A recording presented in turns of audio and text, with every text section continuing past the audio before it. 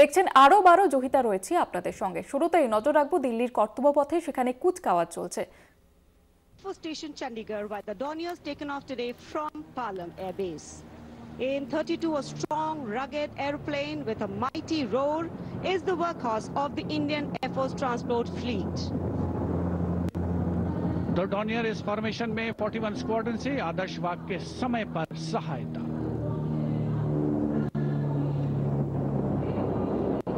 The Satluj formation. The Dorniers belonging to 41 Squadron, also known as the Otters, with the motto Samay Par Sahayata. They have the unique distinction of being the only aircraft in the IF with the role of air calibration of the IF air fleets.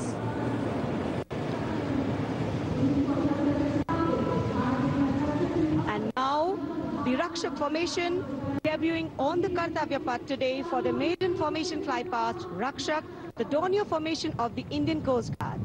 True to their motto, Vayam Rakshamaha, the Indian Coast Guard have rescued over 12,000 lives from the unforgiving ocean. Formation led by DIG Kamal Bharadwaj and other aircraft flown by DIG Siddharth Bhandari and Commandant Jayant Thorat. रक्षक formation राष्ट्रीय summer स्मारक के ऊपर से गुजरता हुआ। The Indian Coast Guard Dorniers capable of carrying out maritime reconnaissance, search and rescue, pollution response, maritime security, anti-piracy and assistance to fishermen at sea. And now the next formation, Arjun formation. Formation comprising 1C-130J Super Hercules aircraft and 2C-295 aircraft, the latest tactical transport aircraft of the Indian Air Force.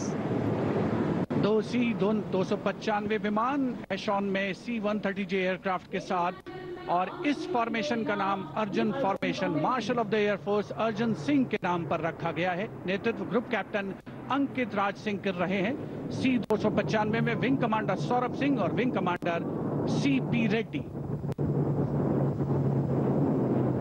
And now the Varuna formation comprising 1 PAI aircraft of the Indian Navy and 2 Sukhoi 30 MKI of the Indian Air Force. The Sukhoi 30 air dominance fighter aircraft of the Indian Air Force. The PAI is a long-range maritime reconnaissance and anti-submarine warfare aircraft equipped with the state-of-the-art sensors and weaponry, including indigenous equipment, making it the most potent maritime platform. The aircraft undertakes wide range of missions. The formation today led by Commander Ruchit Kaur, flying the PAI, and the Sukhoi 30 flown by Group Captain Manoj Yadav and Wing Commander Parvinder Singh Chahal. PAI airborne today from Air Force Station Jaisalmer, while the Sukhois have got airborne from Air Force Station Jodhpur. This formation is flying at a speed of 555 kilometers per hour. Formation led by Commander Ruchit Kaur.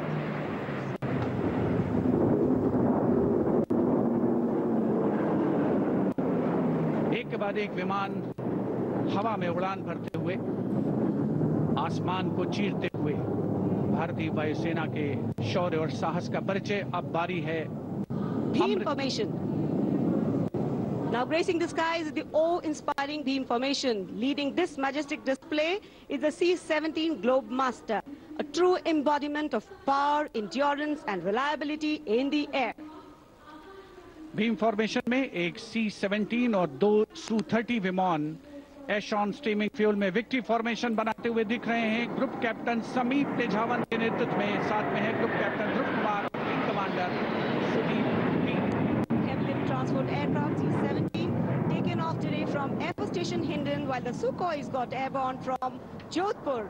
Formation flying at a speed of 555 kilometers. Led by Group Captain Sameep Nithawan, mentioned in dispatches. Sukhois flown by Group Captain Dhruv Kumar, Vayu Sena Medal, and Wing Commander Sudeep P.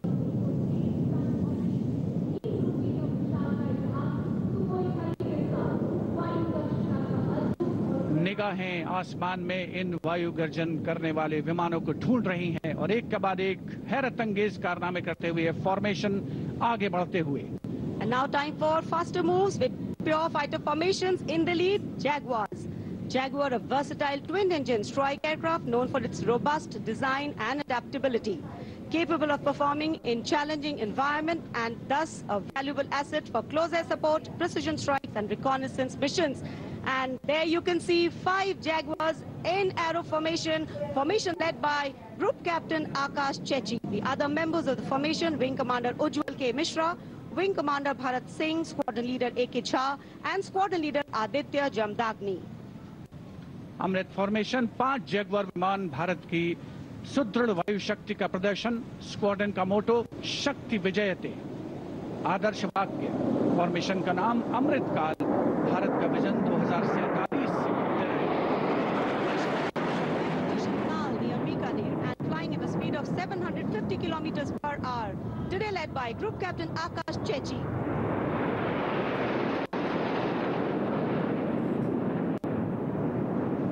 Marvel the choreography of power and precision, each jet being a symbol of the guardianship that keeps our sky sovereign and safeguard. उपस्थित जनसमूह विस्मित है, आह्लादित है, रोमांचित है, प्रसन्न है भारत की इस वायु शक्ति का अवलोकन करके। अमृत फॉर्मेशन के बाद अब बारी होगी वज्रांग फॉर्मेशन की। 6 Rafale, omnipotent fighter aircraft of the Indian Air Force. Undoubtedly, one could say that even the winds along the Kartavya path have stopped to stare at these Rafales. 6 Rafale fighter aircraft flying just formation led by Squadron Leader Amol Garg, Squadron Leader Mihir Vivek Chaudhary, Squadron Leader Sarthak Kumar, Squadron Leader Mohit Tyagi, Squadron Leader Arun Athare, and Squadron Leader Shivangi Singh, all from 17 Squadron. 17 squadron जिसका आदर्श वाक्य उदयम अस्त्रम। 6 Rafale विमान हवा में विलीन होते हुए। And now the audience thrilled to welcome the last but second in the series. We have the Trishul formation. त्रिशूल formation में 3 Su-30 विमान विक्ट्री फॉर्मेशन में उड़ान भरते हुए नजर आएंगे। 900 किलोमीटर प्रति घंटे की रफ्तार से त्रिशूल भगवान शिव का अस्त्र है और बुराई के अंत का, दुश्मन के संहार का परिचायक। Formation led today by Group Captain Manish Arora, Shaurya Chakra. Other members in the formation are Wing Commander Kunal Kalra and Wing Commander Abhimanyu Singh, all from 15 Squadron. And there you can see the Trishul formation comprising 3 Sukhoi 30 MKI air dominance fighter aircraft flying at a speed of 900 kilometers per hour.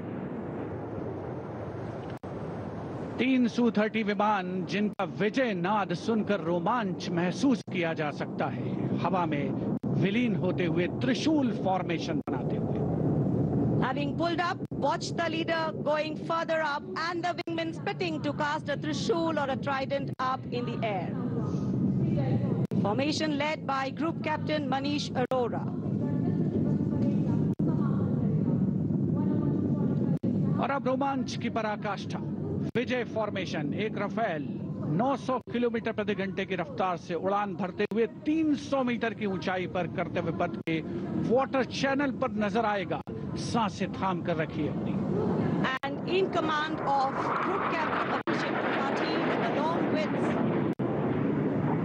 Flight Lieutenant Sona, here comes the single Rafale flying at 900 kilometers per hour. All set to touch the sky with glory as he will execute the victory roll over Kartavya Path today. Known as the Falcons of Champ and Akhnur, flying with their motto, Ambishya Bhedi or Seek to Destroy. That's Group Captain Abhishek Tripathi. Climbing up, carrying out the victory roll, and finally will disappear into the blue yonder, signifying the motto of the Indian Air Force, Nabha Sprishram Deeptam. Absolutely. Glory in the sky, touching the sky with glory. Historically, we know fly past have a special affinity with parades and form their aerial component. And today, here, the absolutely captivating fly pasts, shown specially for you through our specially placed cameras. And what a glorious day for a glorious fly past.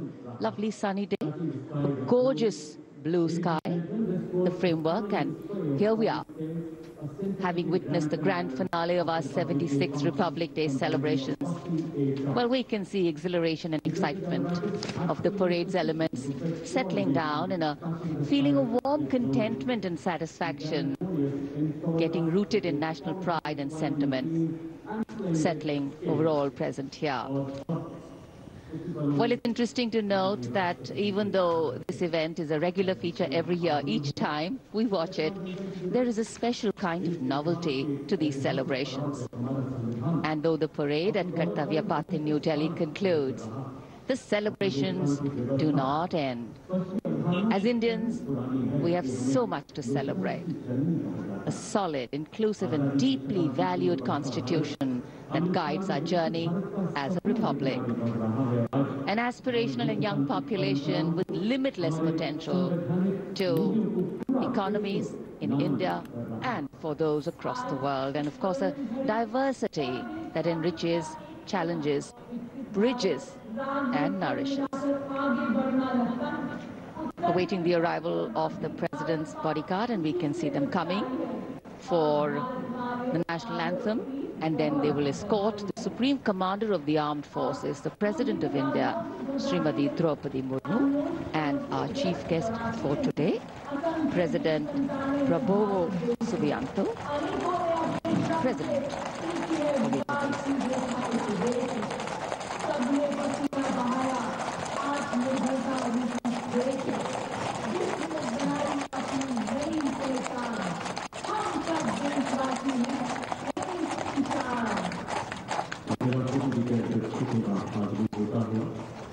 एक बात हमारे शास्त्रों में गुरु को सूर्य पुत्र माना जाता है।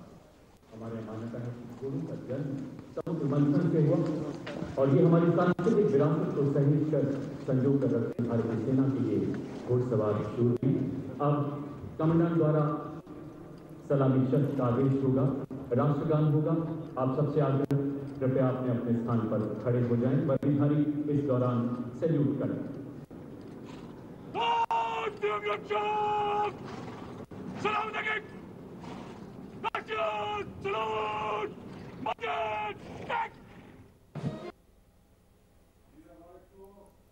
আপনারা যে ছবি দেখতে পাচ্ছেন ৭৬তম প্রজাতন্ত্র দিবস উপলক্ষে কিন্তু দেশ জুড়ে উৎসবের আমেজ।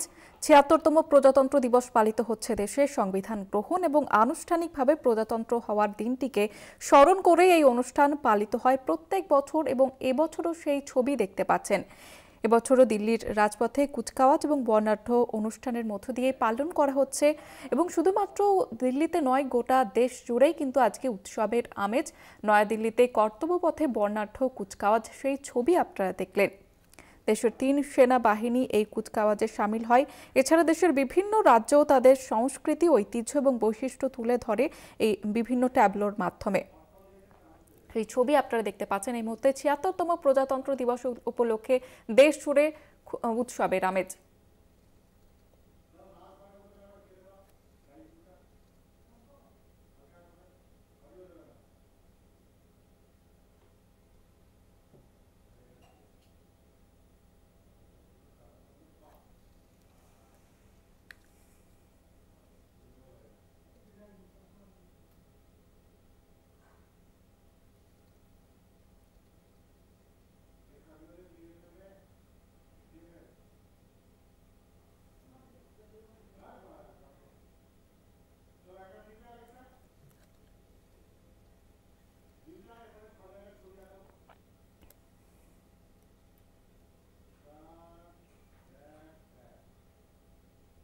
দিল্লির কর্তব্যপথে ছবি আপনারা দেখলেন এবং তার পাশাপাশি কিন্তু রাজ্যতেও বিভিন্ন জায়গায় আজকের এই প্রজাতন্ত্র দিবস উপলক্ষে উৎসবের আমেজ লক্ষ্য করা যাচ্ছে।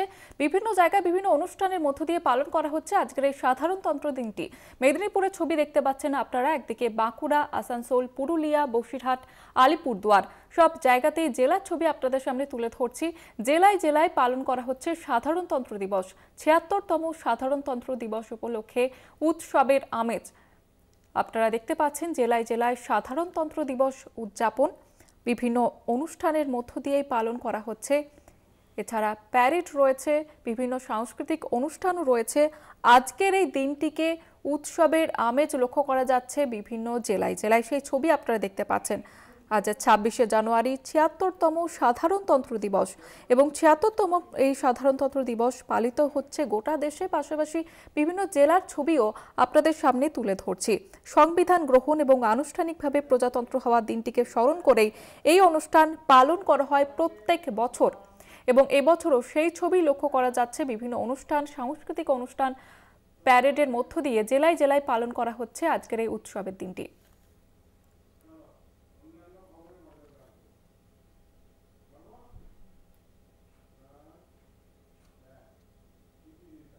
অন্যান্য খবরের দিকে নজর রাখবো। হাওড়ার পদ্মপুকুরে লাইনচ্যুত দুটি ট্রেন। রেল লাইন থেকে ইয়ার্ডে ঢোকার সময় দুর্ঘটনা ঘটে, ঘটনাস্থলে রেলের উচ্চপদস্থ আধিকারিকরা। হাওড়ার পদ্মপুকুরে লাইনচ্যুত দুটি ট্রেন। রেল লাইন থেকে ইয়ার্ডে ঢোকার সময় এই দুর্ঘটনাটি ঘটে, ঘটনাস্থলে রেলের উচ্চপদস্থ আধিকারিকরা পৌঁছে যায়। ঘটনাস্থলে রেলের উচ্চপদস্থ আধিকারিকরা গিয়ে ঘটনাস্থল পরিদর্শন করেন। রেল লাইন থেকে ইয়ার্ডে ঢোকার সময় এই দুর্ঘটনাটি ঘটে। হাওড়ার পদ্মপুকুরে লাইনচ্যুত দুটি ট্রেন, যেমনটা জানা যাচ্ছে যে ইয়ার্ডে ঢোকার সময় এই দুর্ঘটনাটি ঘটে। তবে ঘটনাস্থলে রেলের উচ্চপদস্থ আধিকারিকরা তারা পৌঁছে যান। ঘটনায় স্বভাবতই আতঙ্ক ছড়িয়েছে যাত্রীদের মধ্যে। হাওড়ার পদ্মপুকুরে লাইনচ্যুত দুটি ট্রেন। রেল লাইন থেকে ইয়ার্ডে ঢোকার সময় এই দুর্ঘটনা ঘটে বলে জানা যাচ্ছে।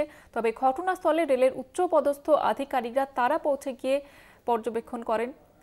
রেল লাইন থেকে ইয়ার্ডে ঢোকার সময় এই দুর্ঘটনাটি ঘটে এবং স্বভাবতই এই ঘটনার পর আতঙ্ক ছড়িয়ে পড়ে যাত্রীদের মধ্যে। রেল লাইন থেকে ইয়ার্ডে ঢোকার সময় এই দুর্ঘটনাটি ঘটে, লাইনচ্যুত হয়ে যায় দুটি ট্রেন। হাওড়ার পদ্মপুকুরে লাইনচ্যুত দুটি ট্রেন। ঘটনাস্থলে রেলের উচ্চপদস্থ আধিকারিকরা তারা পৌঁছে পর্যবেক্ষণ করেন।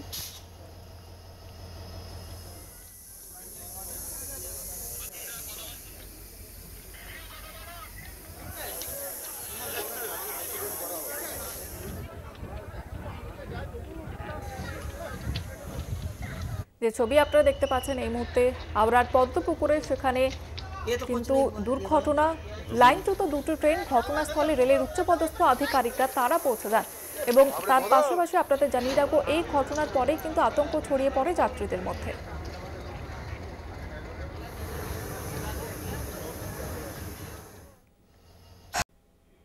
নজর রাখবো ভাঙড়ের দিকে। ফের ভাঙড়ে অস্ত্র উদ্ধার অভিযান চালিয়ে আগ্নেয়াস্ত্র সহ একজনকে গ্রেপ্তার করেছে পুলিশ।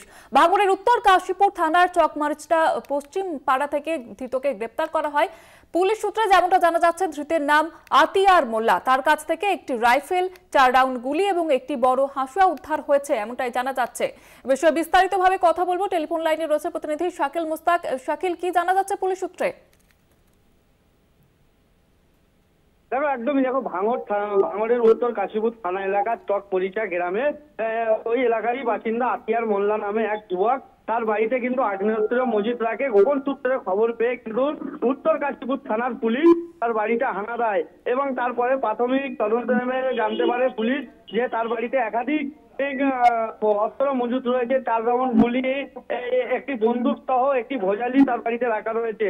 মূলত পুলিশ জানতে পেরেছে 2023 সালে পঞ্চায়েত নির্বাচনে ভাঙড়ের যে রাজনৈতিক সংঘর্ষের সময় যে ওই আগ্নেয়াস্ত্র ব্যবহার করা হয়েছিল, তা এমনটা কিন্তু প্রাথমিকভাবে মনে করছে পুলিশ। রাজনৈতিক কোন ছত্রছায়ায় থাকা দুষ্কৃতীদের যে পুলিশের ধরপাকড়ের ভয়ে তা অন্যত্র সরিয়ে ফেলার চেষ্টা করে। তার গোপন সূত্রে পুলিশের কাছে খবর গেলে কিন্তু তা সরিয়ে রাখতে পারেনি। তারপরে হাতে নাতে কিন্তু ওই যুবক ধরা পড়ে উত্তর কাশীপুর থানার পুলিশের হাতে। ইতিমধ্যে কিন্তু পুলিশ তাকে আজকে আদালতে পেশ করবে এবং নিজেদের হেফাজতে নিয়ে গোটা ঘটনার তদন্ত করবে। এর সঙ্গে কায়ে বা কারা কোথা থেকে এই অস্ত্রটা এসেছিল সেসব বিষয় কিন্তু জানার চেষ্টা করবে ভাঙড়ের উত্তর কাশীপুর থানার পুলিশ। ধন্যবাদ জানাবো তোমাকে শাকিল। আমাদের সঙ্গে টেলিফোন লাইনে ছিলেন প্রতিনিধি শাকিল মুস্তাক। যেমনটা আপনাদের জানাচ্ছিলাম, যেমনটা প্রাথমিক তদন্তে পুলিশ জানতে পেরেছে যে তার কাছ থেকে কিন্তু প্রচুর পরিমাণে অস্ত্র উদ্ধার করা হয়েছে। পঞ্চায়েত নির্বাচনে ব্যবহার করা হয়েছিল এই আগ্নেয়াস্ত্রগুলি, এমনটাই পুলিশ সূত্রে জানা যাচ্ছে। ফের ভাঙড়ে অস্ত্র উদ্ধার অভিযান চালিয়ে আগ্নেয়াস্ত্র উদ্ধার করেছে পুলিশ।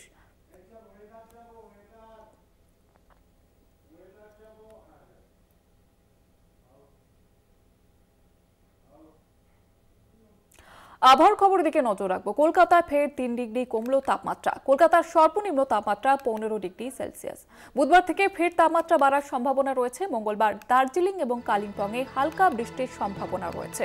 আপনাদের জানিয়ে রাখবো, এক ধাক্কায় 3 ডিগ্রি কমলো তাপমাত্রা এবং যেমনটা আবহাওয়া দপ্তরের আগেই পূর্বাভাস দিয়েছিল যে রবিবার থেকে কমতে পারে তাপমাত্রা, বঙ্গের শীতের আমেজ ফিরতে পারে কলকাতায়। তবে কলকাতায় সেই মতোই এক ধাক্কায় 3 ডিগ্রি তাপমাত্রা কমলো। কলকাতার সর্বনিম্ন তাপমাত্রা 15 ডিগ্রি এবং বুধবার থেকে ফের তাপমাত্রা বাড়ার সম্ভাবনা রয়েছে এবং মঙ্গলবার দার্জিলিং এবং কালিম্পংয়ে হালকা বৃষ্টির সম্ভাবনা, এমনটাই জানা যাচ্ছে আলিপুর আবহাওয়া দপ্তর সূত্রে। আমাদের সঙ্গে টেলিফোন লাইনে রয়েছে প্রতিনিধি শাশ্বতী রায়। শাশ্বতী, আলিপুর আবহাওয়া দপ্তর সূত্রে কি জানা যাচ্ছে? দেখো, যেমনটা বলেছিল হাওয়া অফিস, সেই অনুযায়ী আজকে এক ধাক্কায় অনেকটাই পারদ। গতকালের তাপমাত্রা 18 ডিগ্রির ঘরে ছিল, সেখান থেকে আজকে 15.4 ডিগ্রি সেলসিয়াস, যা স্বাভাবিকের থেকে 0.4 ডিগ্রি বেশি। অর্থাৎ বোঝাই যাচ্ছে যে এক ধাক্কায় পারদ পতন হয়, যা শীতের আমেজ কিন্তু জারি থাকবে দুই বঙ্গের ক্ষেত্রে। শহর কলকাতার সঙ্গে সঙ্গে দক্ষিণবঙ্গের সর্বত্রই তাপমাত্রা 2 থেকে 3 ডিগ্রি পতন হয়েছে এবং উত্তরবঙ্গের ক্ষেত্রেও আজকে তাপমাত্রা অনেকটাই নিচের দিকে রয়েছে।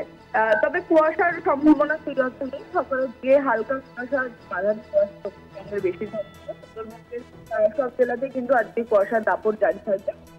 তবে বৃষ্টির সম্ভাবনা তৈরি হচ্ছে উত্তরবঙ্গের, কারণ একেবারে উপরের অংশের আবহাওয়ার পরিবর্তনের ফলে কিন্তু উত্তরবঙ্গের দার্জিলিং এবং কালিম্পং এই দুই জেলাতে বৃষ্টির পূর্বাভাস রয়েছে মঙ্গলবার থেকে। তবে বুধবারের আগে এই তাপমাত্রা ঊর্ধ্বমুখী হওয়ার সম্ভাবনা নেই।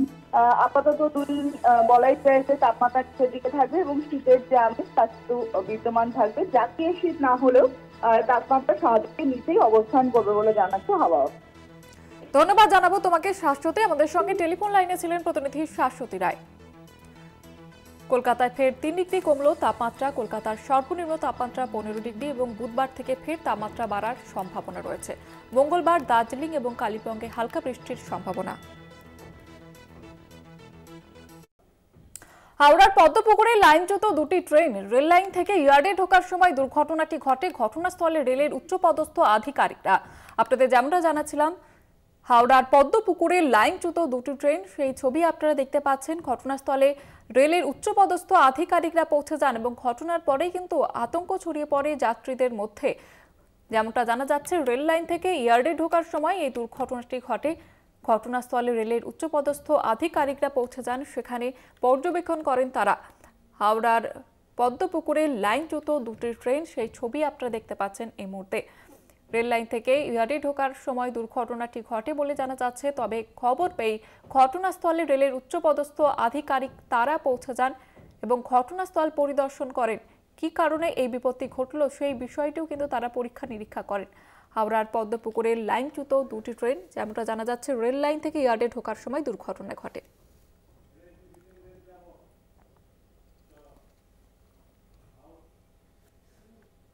বাইক চালককে পিটিয়ে মারার অভিযোগে রাজ্য সড়ক অবরোধ। দোষীদের গ্রেপ্তার এবং শাস্তির দাবিতে অবরোধ। মুর্শিদাবাদের নওদা থানার আমতলার কাছে ঘটনাটি ঘটে। এক বৃদ্ধকে ধাক্কা দেওয়ার অভিযোগে মারধর বাইক চালককে। আপনাদের জানিয়ে রাখবো, বাইক চালককে পিটিয়ে মারার অভিযোগে রাজ্য সড়ক অবরোধ করেন সেখানকার বাসিন্দারা এবং দোষীদের গ্রেপ্তার এবং শাস্তির দাবিতে এই অবরোধ চলে দীর্ঘক্ষণ ধরে।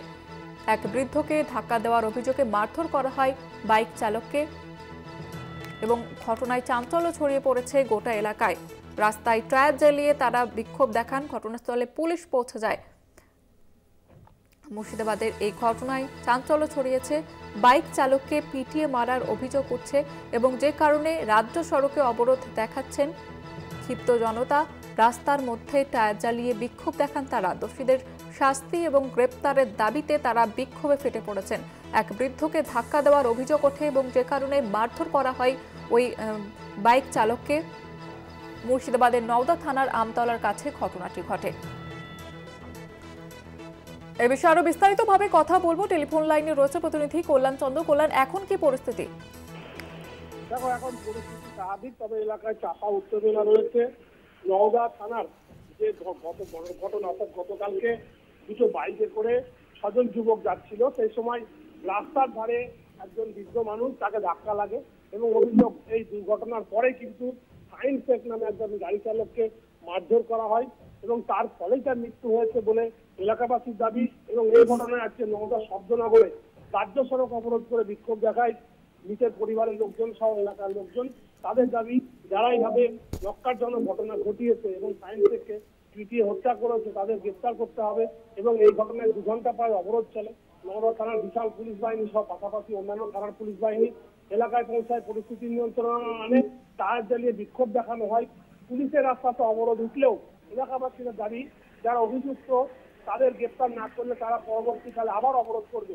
যদিও এলাকার মানুষ, অর্থাৎ যেখানে দুর্ঘটনা ঘটেছিল গতকাল রাত্রে, সেখানকার মানুষ আলীনগরের দিকে যখন ফিরছিল এই দুটো বাড়িতে কয়েকজন যুবক, সেখানকার মানুষ জানাচ্ছেন ঘটনার কারণে তার মৃত্যু হয়েছে, তাকে পিটিয়ে মারা হয়নি। যদিও ঘটনার সময় এলাকার পরিবারের, অর্থাৎ মৃতের পরিবারের লোকজন ছিল ঘটছে, তবে গোটা বিষয়টা তদন্ত করে দেখছে পুলিশ। কারণ নিহতের যা পরিবার, সেই পরিবারের দাবিও যেমন দেখা হচ্ছে, তেমনি আসল ঘটনা কি ঘটেছিল সেটাও খতিয়ে দেখা হচ্ছে। ধন্যবাদ জানাবো তোমাকে কল্যাণ। আমাদের সঙ্গে টেলিফোন লাইনে ছিলেন প্রতিনিধি কল্যাণ চন্দ্র। যেমনটা আপনাদের জানাচ্ছিলাম, বাইক চালককে পিটিয়ে মারার অভিযোগে রাজ্য সড়ক অবরোধ, দোষীদের গ্রেপ্তার এবং শাস্তির দাবিতে অবরোধ চলে।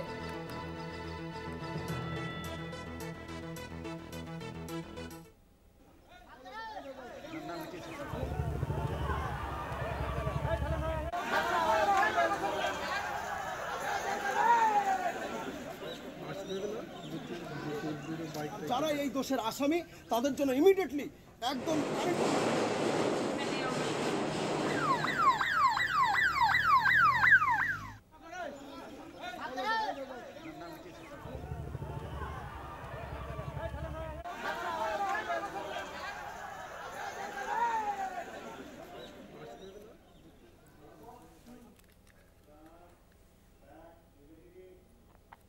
আসানসোলের ব্যবসায়ীর বাড়িতে আগ্নেয়াস্ত্র নিয়ে আক্রমণের ঘটনায় গ্রেপ্তার 4, উদ্ধার একটি আগ্নেয়াস্ত্র, 2টি বাইক এবং একটি গাড়ি।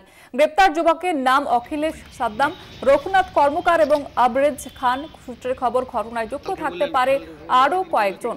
আপনাদের জানিয়ে রাখবো, তাদেরকে গ্রেপ্তার করা হয়েছে। গ্রেপ্তার যুবকের নাম অখিলেশ সাদ্দাম, রঘুনাথ কর্মকার এবং তাবরেজ।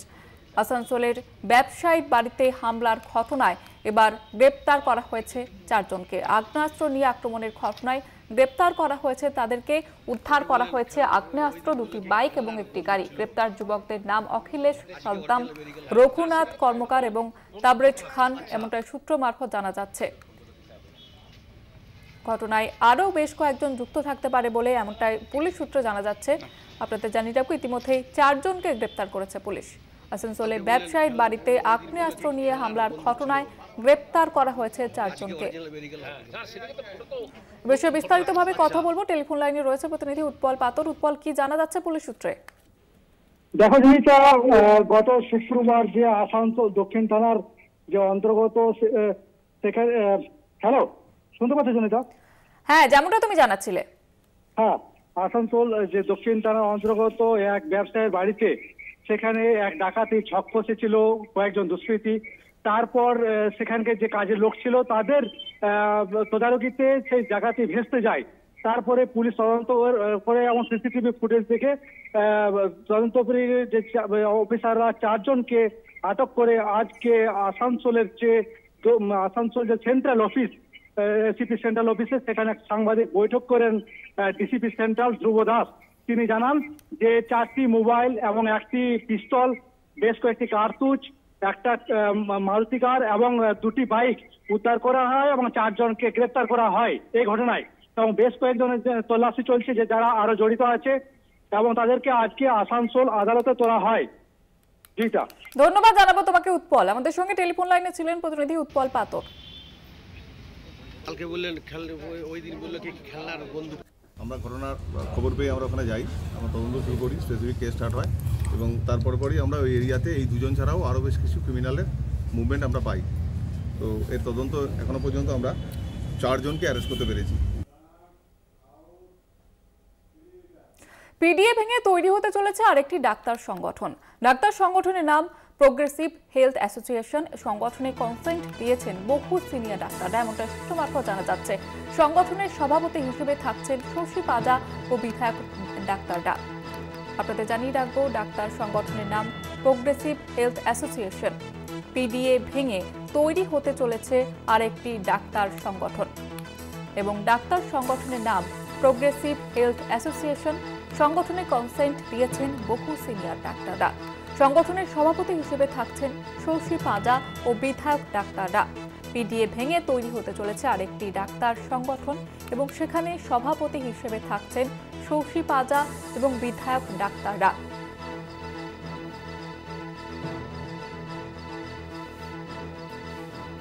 এ বিষয়ে কথা বলবো, টেলিফোন লাইনে রয়েছে প্রতিনিধি দেবাশিস সেনগুপ্ত। দেবাশিস, কেন এই পিডিএ ভেঙে অন্য একটি সংগঠন তৈরি করা হচ্ছে? দেখো, মূলত যে বিষয়টা আমরা যদি জানতে পারছি যে পিডিএ ভেঙে নতুন করে তৈরি হতে যাচ্ছে আরেকটি ডাক্তার সংগঠন, নাম হচ্ছে প্রোগ্রেসিভ হেলথ অ্যাসোসিয়েশন।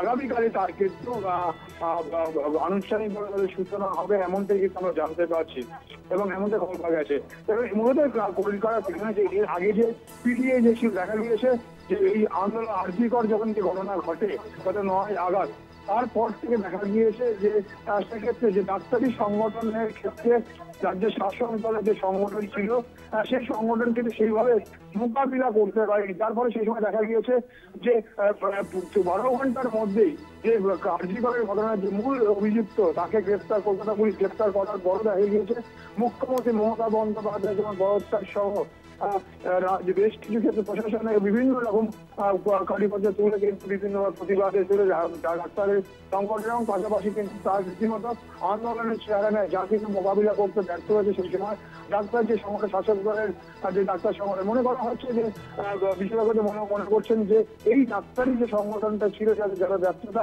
সেটাকে ভেঙে কিন্তু নতুন করে যে একটি নতুন কোর কমিটি তৈরি করা হবে, যেখানে মূল দায়িত্ব থাকবেন রাজ্যের মন্ত্রী শশী পাজা, ব্যক্তি হলেন নিজের ডাক্তার, এবং এই ডাক্তার যে সংগঠন যেটি তৈরি হবে প্রোগ্রেসিভ হেলথ অ্যাসোসিয়েশন, সেখানে থাকছেন প্রবীণ দুটি প্রজন্মের কিন্তু ডাক্তারদের মিলিয়ে একটি মজবুত সংগঠন গড়ে তোলা হবে।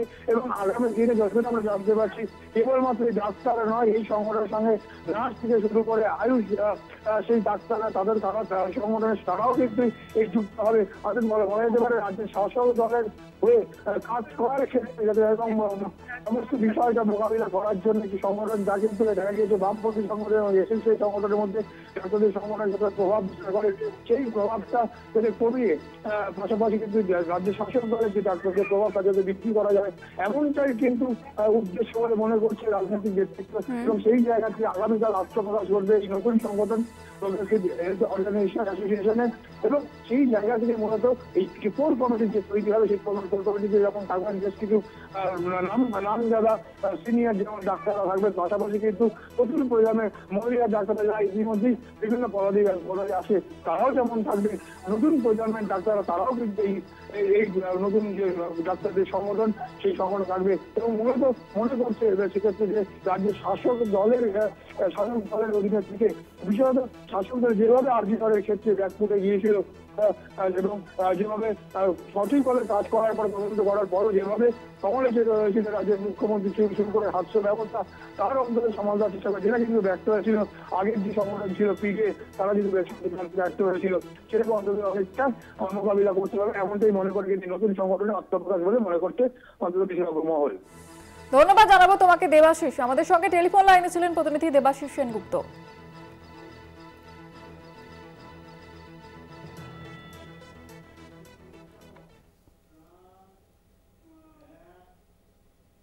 গ্রামের রাস্তার বেহাল দশা, রাস্তায় নেমে আন্দোলনে সামিল এলাকার মহিলারা, প্লাকার্ড হাতে রাস্তা সংস্কারের দাবি এলাকার মহিলা থেকে শুরু করে স্থানীয় বাসিন্দাদের। গঙ্গাসাগরের রুদ্রনগর গ্রাম পঞ্চায়েতের কমলপুর গ্রামের ঘটনা, বারবার প্রশাসনকে জানিয়েও কোনো রকমের সুরাহা হয়নি বলে অভিযোগ তুলছেন গ্রামবাসীরা।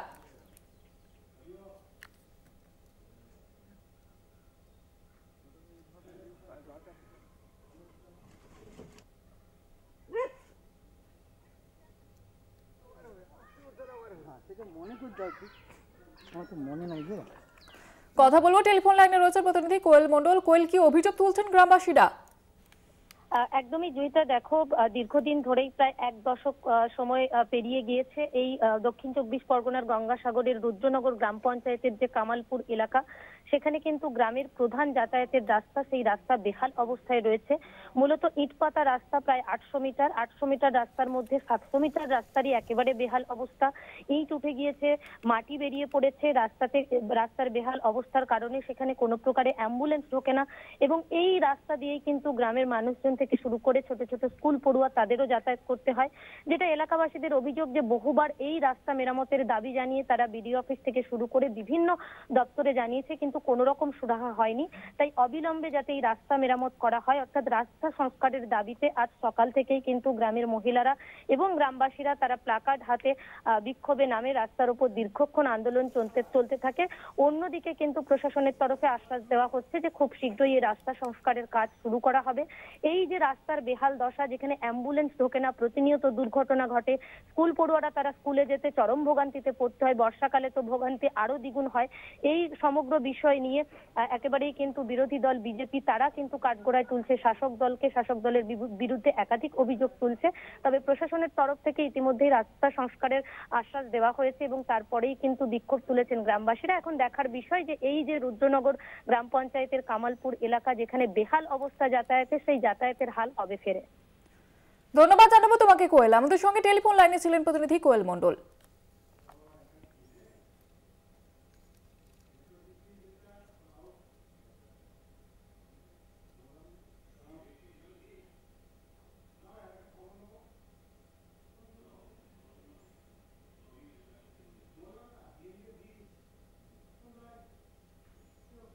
শালী নদীর উপরে থাকা ব্রিজের মাঝের অংশ ভেঙে গিয়েছে বন্যায়। সোনামুখী ব্লকের রামপুর সতীঘাটের ঘটনা। প্রশাসনিক নিষেধাজ্ঞাকে উপেক্ষা করে জীবনের ঝুঁকি নিয়ে ভাঙা ব্রিজের উপরে দিয়ে যাতায়াত করছে সাধারণ মানুষ। চলছে যান চলাচল এবং যে কোনো মুহূর্তে ঘটতে পারে বড়সড় দুর্ঘটনা, এমনটাই আশঙ্কা করছেন সেখানকার বাসিন্দারা। সৈয়দ মফিজুল হুদা রয়েছে টেলিফোন লাইনে আমাদের প্রতিনিধি। কি জানা যাচ্ছে, কি অভিযোগ তুলছেন এলাকার বাসিন্দারা? দেখো, গত কয়েক মাস আগেই শালী নদীর উপরে থাকা যে ব্রিজের মাঝের অংশ বন্যার জলে ভেঙে যায় এবং তারপরে প্রশাসন বেশ কিছুদিন সিভিক ক্যাম্প করে ওখানে যাতায়াত বন্ধ করেছিল। তারপরে মাঝে প্রশাসন একটি সাইনবোর্ড লাগিয়েছেন যে যাতে এই ব্রিজের ওপরে ভারী যানবাহন সহ এলাকার মানুষ পারাপার না করে, যাতে যে কোনো সময় দুর্ঘটনা। কিন্তু সেই প্রশাসনের নির্দেশকেই বুড়ো আঙুল দেখিয়ে একের পর এক গাড়ি যাতায়াত করছে এবং সাধারণ মানুষরাও জীবনের ঝুঁকি নিয়ে পারাপার করছে। কিন্তু এটা নিয়ে রাজনৈতিক তরজা শুরু হয়েছে। স্থানীয় বিজেপির বিধায়কের দাবি যে স্থানীয় প্রধানের ইন্ধনই ওই ব্রিজের ওপরেই বিভিন্ন ভারী যানবাহন চলছে, যে কোনো সময় বড় দুর্ঘটনা হয়ে যেতে পারে। তিনি বলেছেন, আমিও ঊর্ধ্বতন কর্তৃপক্ষ জানিয়েছি যাতে দ্রুতই ব্রিজের সমস্যার সমাধান হোক। ওই ব্রিজের কারণেই 30টা গ্রামের সঙ্গে সোনামুখী শহরে সহ বাঁকুড়ার একদম যোগাযোগ বিচ্ছিন্ন হয়ে পড়ে রয়েছে এবং এই যে ভারী যানবাহন যাতায়াত করছে তাতে যে কোনো সময়ই বড়সড় দুর্ঘটনা ঘটতে পারে, এমনটাই আশঙ্কা করছে স্থানীয় বিজেপি বিধায়ক দেবাকর ঘরামি। তবে স্থানীয় পঞ্চায়েত সমিতির সভাপতি জানিয়েছেন যে এই বিষয়টা তাদের মাথায় আছেন এবং তেনারা ঊর্ধ্বতন কর্তৃপক্ষকে জানিয়েছেন দ্রুত সম্ভব এই ব্রিজের সমাধান হবে যাতে স্থানীয় মানুষ সুরাহা পায়, এমনটাই জানাচ্ছেন স্থানীয় পঞ্চায়েত প্রশাসন। ধন্যবাদ জানাবো তোমাকে মফিজুল। আমাদের সঙ্গে টেলিফোন লাইনে ছিলেন প্রতিনিধি সৈয়দ মফিজুল হুদা।